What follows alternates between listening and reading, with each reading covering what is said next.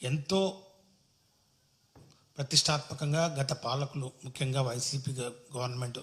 చేపట్టినటువంటి అమ్మఒడి పథకానికి మించి మేము చేస్తామని చెప్పి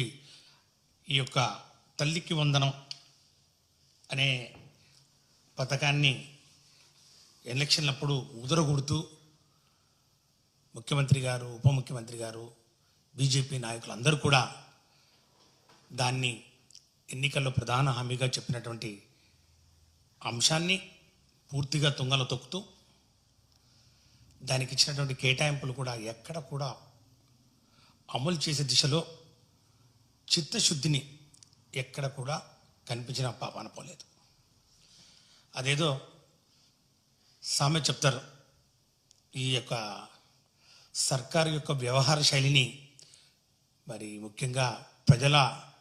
మీద వారికి ఉన్నటువంటి